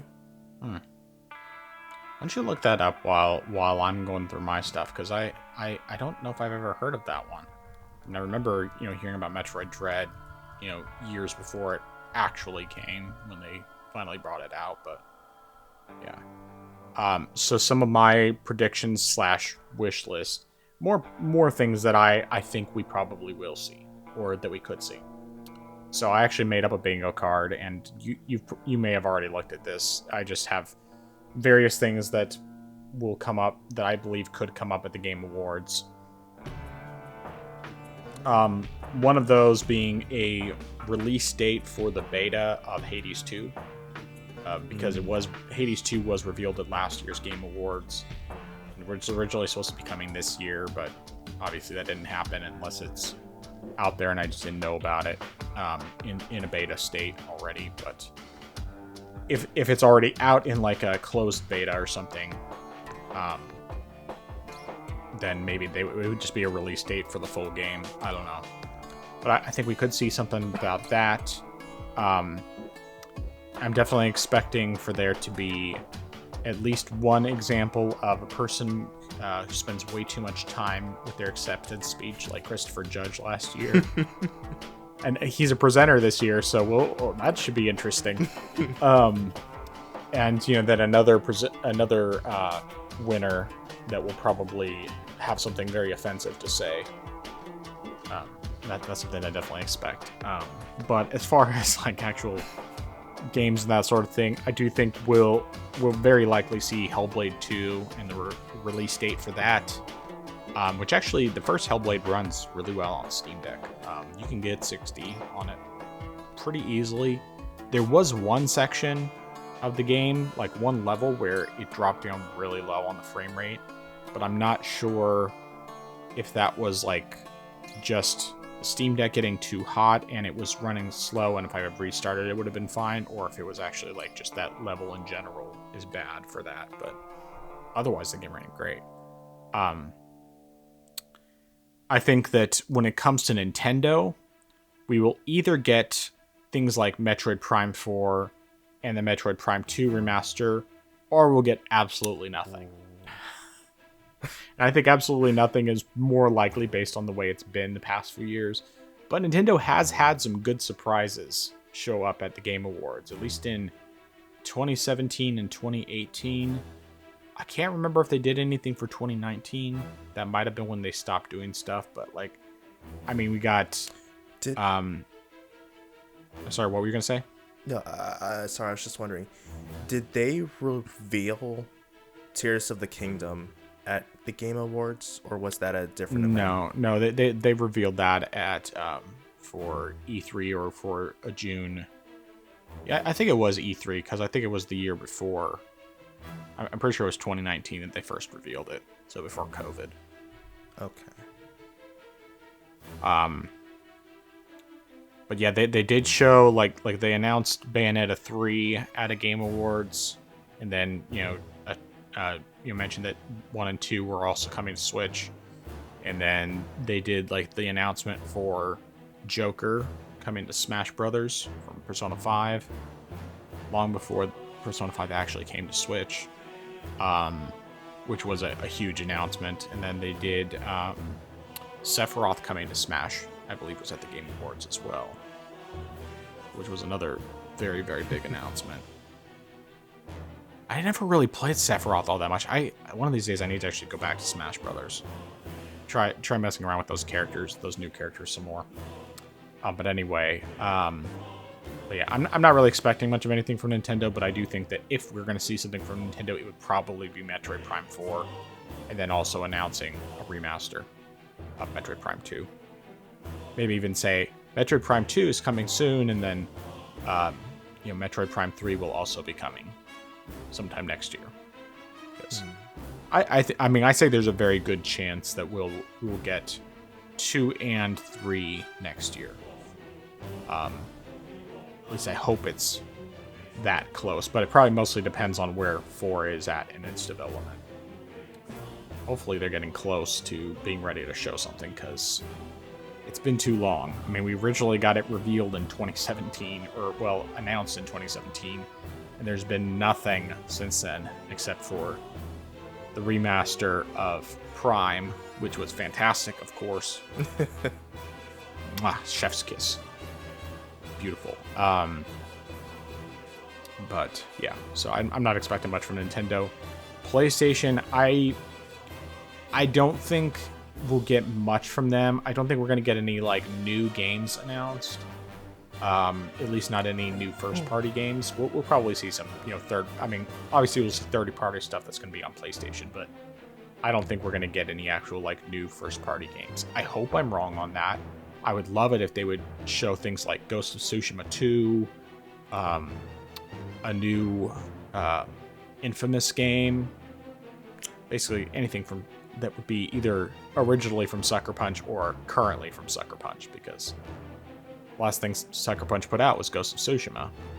That was 2019, I believe, if I remember correctly. It was either 2019 or 2020. I can't remember which. But absolutely fantastic game. One of my favorites. Sucker Punch just makes great games. Let's see, what else do I have on my list here? Oh, I do think we'll probably see whatever the next PlayStation PC port is at the Game Awards. They showed Returnal last year. That's where they announced it, if I'm remembering correctly. That was coming to PC. I still haven't played it, but that is one I want to play for sure. So I think we'll probably see that, some type of PC port, and that could be just about anything.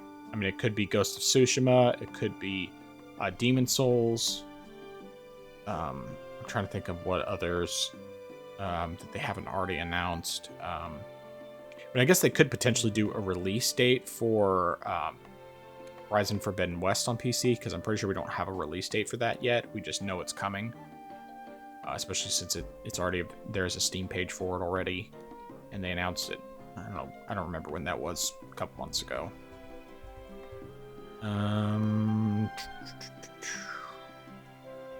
Other random things. I do think we'll see the Beyond Good and Evil remaster.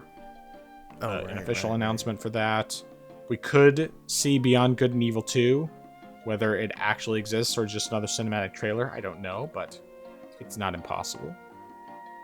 I think we could get an Impossible Switch port revealed, but that wouldn't really be from Nintendo. It would just be, some third party, so it doesn't really count as Nintendo showing up. I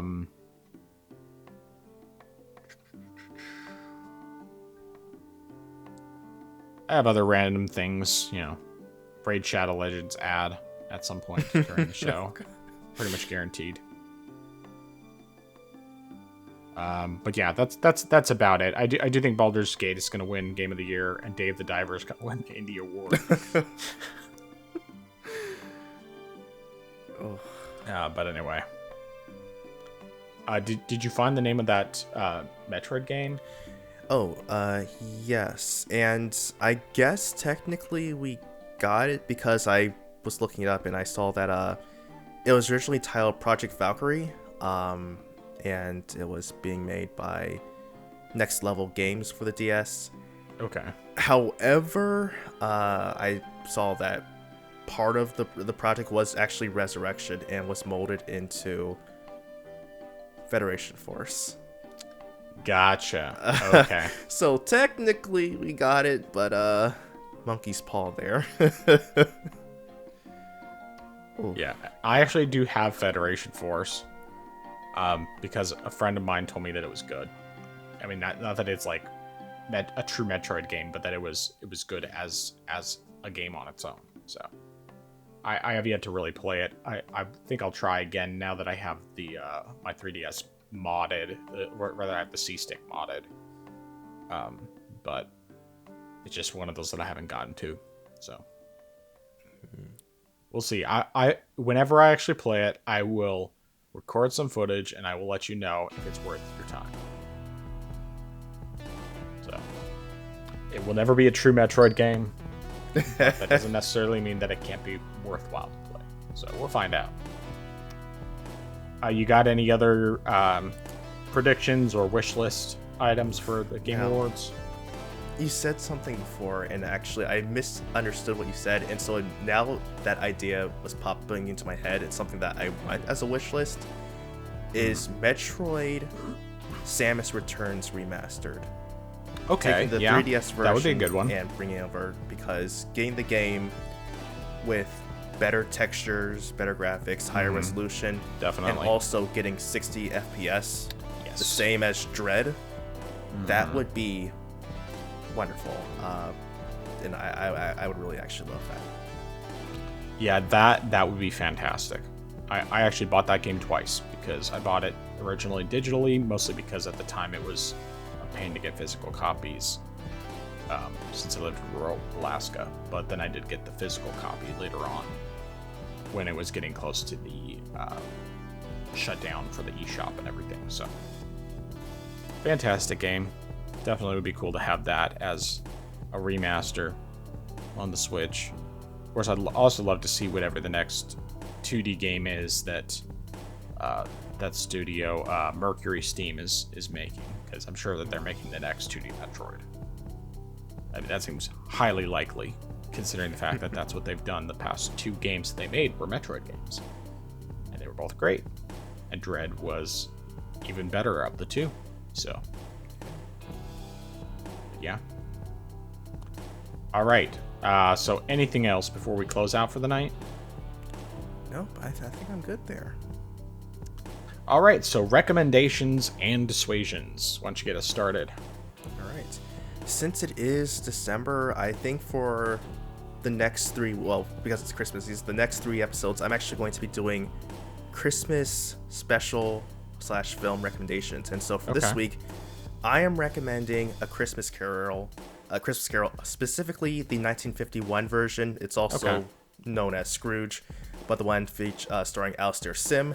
That one, to me, is the definitive Christmas Carol that I've ever seen. And I've seen several of them, but that one, I think, just truly encaptures the book so perfectly, and I think that the acting's great. I think the music is great.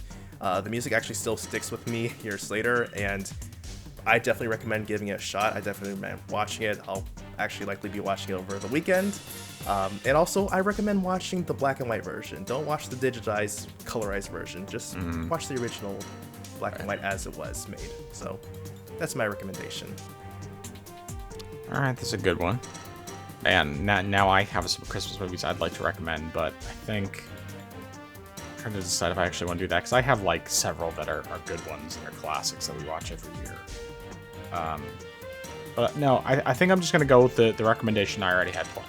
So this is not Christmas related.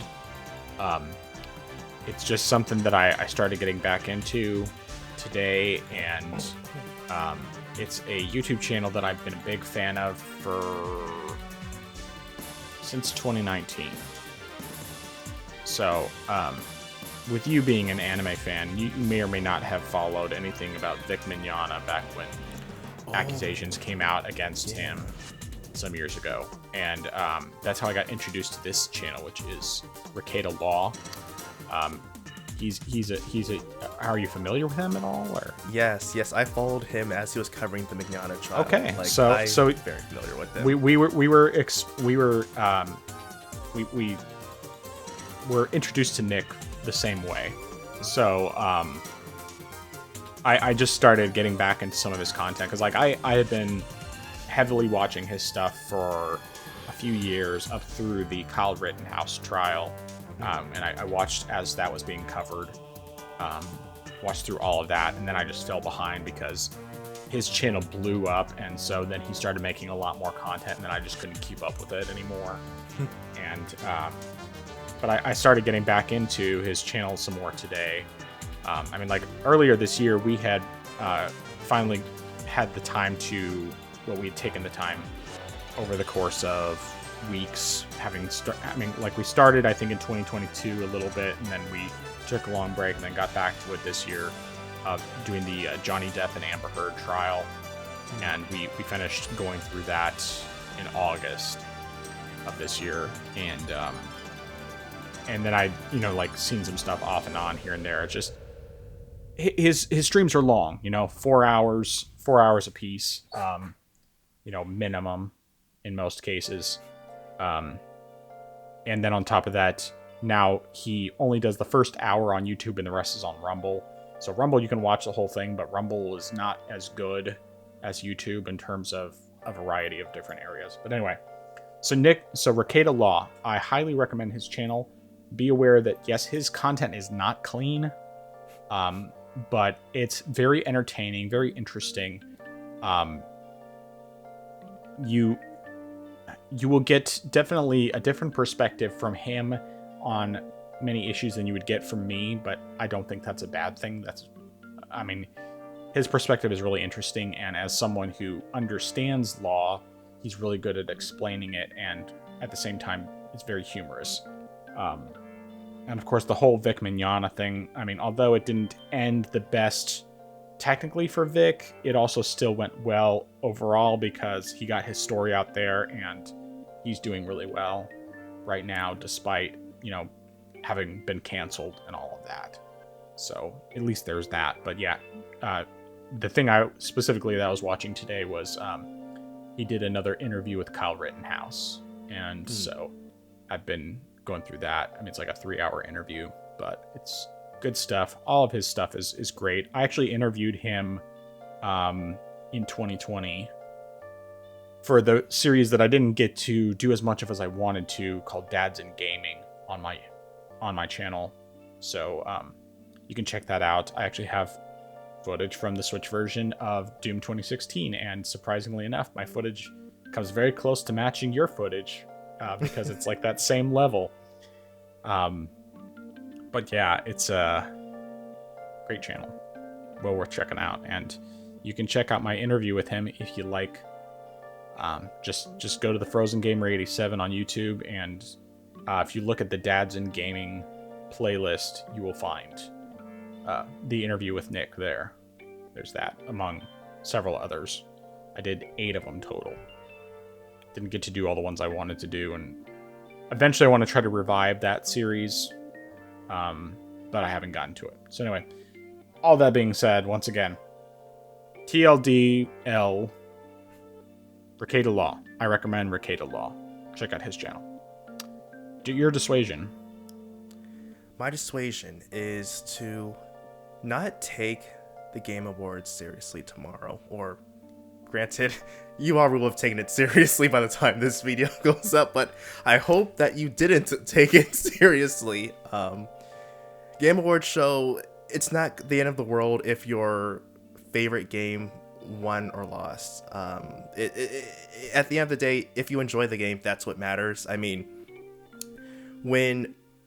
at most, just have fun with it. Like, even if you're not interested in the fact that if there's something that you really want to win, like, have some fun with it. Because when Metroid Dread was actually going up as a nominee for Game of the Year, I decided to have fun with it. I made 2 videos for that. One if Metroid Dread won Game of the Year, and one if it didn't win. I put both of those videos set to go live whenever the winner was announced. And I was just watching. I was like, all right, whichever happens, happens.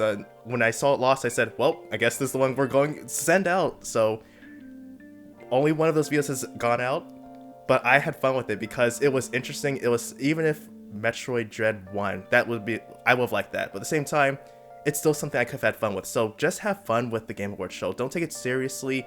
As it was mentioned, maybe you could do some bingo, just have fun with it, talk with some friends, watch the show if they're available. Don't take it so seriously. It's not worth the stress. But then again, like I said, also, it's in the past tense when the video goes out, so I hope you didn't have a lot of stress when you watched it. Yep, I agree wholeheartedly. So, my dissuasion for this week is actually going to be, don't buy the PlayStation Portal. Obviously, the PlayStation Portal 2 is not really a thing, even though it is not out of the realm of possibility that Sony would do something like that, and that PlayStation fanboys would defend it. But no, really, don't waste your money on that. It's just not worth it. You could spend your money much better. Just get yourself. Honestly, you could buy a PSP and you would have. I mean, it would be better. Technically, you could even. I mean, you could probably get a PlayStation Vita, and just get like a PlayStation Vita. Get a trigger grip. I mean, it's not a perfect thing, but it will still work for you. Or you can just find a used Steam Deck, because there's lots of people right now trying to sell their LCD Steam Decks. You could get a nice cheap one. Upgrade the SSD if you have it. I mean, if it hasn't already happened, for pretty cheap, and save yourself a lot of money and get yourself a much better product. So that's my dissuasion. Don't buy the PlayStation Portal. And if the PlayStation Portal 2 ever actually becomes a reality, and it turns out that my prophecy about this was correct, then definitely don't buy that, because that's a massive waste of money. I mean, at least the PlayStation Portal is not terrible on price if you already own a PlayStation 5. But anyway, could get us Nintendo Switch for $100 more and not be tethered to. Right, but then you can't play PlayStation games. Yeah, at least not unless you mod your Switch, and then you might be able to remote play potentially, and then you'd still have all the buttons. They're just smaller. So there's that. But anyway, all right. Where can people find you? They can find me on my channel, youtube.com/I am Xeracon. That's IMXERACON. I have a video that I originally was supposed to set for last weekend. We'll see if I get around to doing it this weekend. It'll depend if I get sidetracked by another project or something like that, but we'll see what happens. I will say this: it is going to be sort of a horror film themed video. So that's the idea of the topic. All right. Well, my question with that is it going to feature footage from a horror film or just a game? I'll probably I might just have footage from a game and maybe some screenshots from the film, because I don't know how easily it can be for me to get certain clips, right. And I also don't know if I would have to worry about, video game like copyright claims or anything like that, or right. anything like that. So I'll see what happens. It might just be screenshots with game footage. All right. Well, I guess if I listen to it, I might not. I guess you can let me know if you end up having any actual footage from it, or actual like creepy, like nightmare-inducing pictures. Let me know ahead of time, and that way, if I do anything, I'll just listen to it, because I don't really feel like getting nightmares, because I'm a wuss when it comes to that. No, thank you. The Ring gave me nightmares. Seriously, I've stayed away from horror movies ever since. Dude, that's actually not too far from what I'm actually going to be discussing. Okay, fair enough. All right, well, you can find me youtube.com/@thefrozengamer87. As I mentioned previously, yesterday, Tuesday, as of this recording, today's Wednesday, I posted yesterday on Tuesday a recording of a comparison between the Switch OLED and the Steam Deck OLED for Dune 2016. Have both. I initially have some timers just showing how long it takes to start up, which isn't drastically different between the two, at least when they're both running from a micro SD. But then also the gameplay side by side, or rather on top of each other, of both running the same level at the same time. And it's a good comparison. It's just a good way to look at both. I will say that the video footage looks a little better for the Switch version than it does on the Switch itself. But the Switch version, it doesn't look terrible. It's just definitely more blurry than the PC Steam Deck version. My gameplay is not the best, mostly because typically I'm used to moving the systems around a little bit more, because I use the gyro quite a lot, and I couldn't do that as much with the position that I had for recording. So anyway, it doesn't really matter. Still, go ahead and check that out if you're curious about it. I'm planning to do a bunch more videos like that, comparing a variety of different games, as I mentioned earlier in this episode.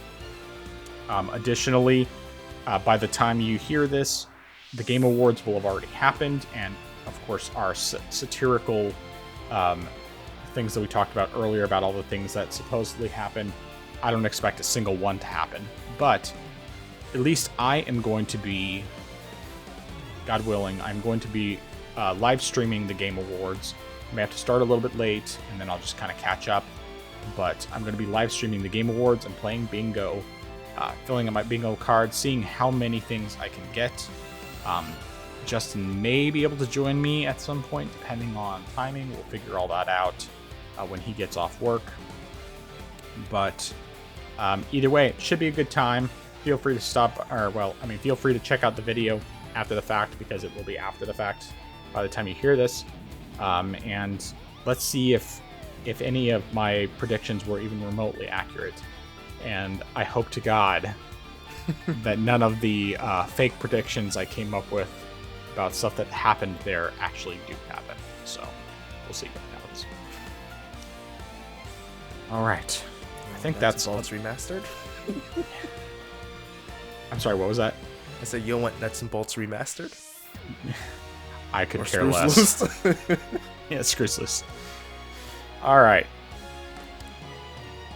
So until next time, I am the Frozen Gamer 87. That is I am Zeracon. We are the Orange Box Podcast. And in the fake words of former President Donald J. Trump, make esports great again. Orange Box Podcast, out.